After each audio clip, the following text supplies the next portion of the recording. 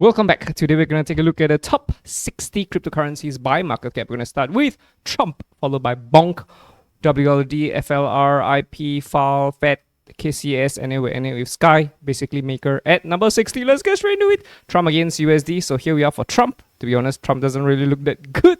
This is a head and shoulders in the making. However, we are at support. We slice through, that's it. I think we could be going down towards $5 for Trump. However, I'm still holding on to the hope that potentially we might see a rally back up, and this whole thing could be the completion of an ABCDE as we break higher. But this doesn't look good to me. I think Trump is heading lower. BONK against USD. Here we are for BONK. Anything for BONK? So BONK is right at the skinny pink line. BONK seems to be resilient though, in the sense that we were under the skinny pink line, but we actually did zip back up. So we're kind of snaking around the skinny pink line. We could be doing something like this though. So yeah, but for now, there's just nothing much for us to work with. WorldCoin against USD. Here we are for WorldCoin. This looks to me like a consolidation for more downside though. Doesn't look like a bullish continuation to me.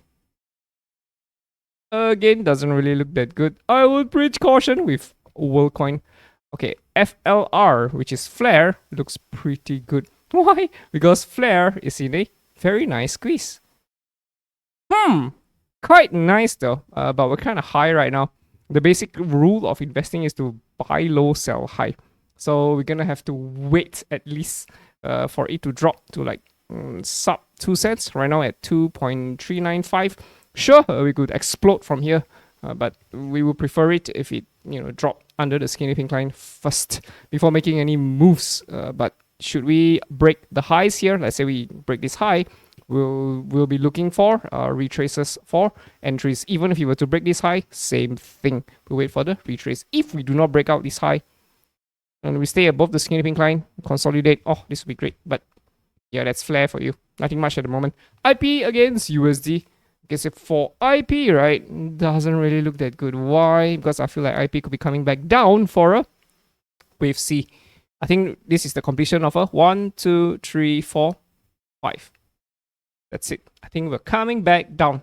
I honestly think we're coming back down. I still don't see the mountains yet. When we dropped over here, right, there was a head and shoulders.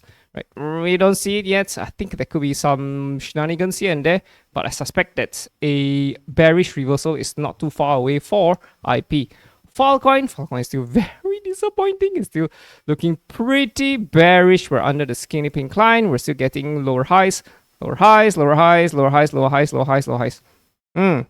But the plus side is that when things are switching bullish, it'll be pretty quick though. Bam! And the whales will just take out all the buy clusters over here as we head towards $6-7, right? Before taking out this high, I'm going to assume that we're going to be consolidating before continuing higher. So yeah, but right now it's still bearish, so we do not know how much lower it's going to go. We've already sliced through $2. Could we still go back past $2? Yeah, so stay safe. Fetch against USD. Here we have a fetch. Fetch is, again, potentially could be a 1, 2, 3, 4, 5. This whole thing could be a wave 2, right? Wave 1, wave 2, up for wave 3, wave 4, and then wave 5. Best bullish case, but realistically, we're under the skinny pink line. So the trend is still largely bearish. So the probability for fetch is a potential zip lower. Right? We're still under the skinny pink line, so we're gonna remain with our bearish bias until things start flipping bullish. KCS, okay, so KuCoin shares is looking pretty good. Why? Because KuCoin shares looks to be in a consolidation accumulation, right? Previously, when KuCoin shares was here, there was a falling channel. What happened? We zipped up. See that? There was a tiny squeeze here. Bam! We exploded. There was another squeeze here. Bam! We broke out. So right now, look at this falling channel. Bam! We broke out. This looks to me like a squeeze in the making. Like an ascending triangle. But the thing I don't like about it is we were under this high. Sure, we could explode from here. This could be the similar setup for when things were here. way back in 2019, right? There was accumulation before the breakout. So the same thing could happen over here. So I think this is going to result in a move higher for KCS. There is a possibility that there could be some shenanigans, wicks here and there. As we drop lower, potentially back under $10, I think this will be a very nice accumulation point. Somewhere at 8 something, $9 before a potential rally for KuCoin shares. Looks pretty good to me though. Sky, basically Maker. So Maker is in a very big, very big squeeze over here. Can you see this? A, B, C. I'm hoping for a D and E here, right? But it feels to me like things are curving. You can see the curve back down coming, huh? It's not looking too good. It's not looking too good. Of course, we're still above the significant line. Sure, we may continue higher. This whole thing could turn out to be an inverse head and shoulders. This will be very bullish.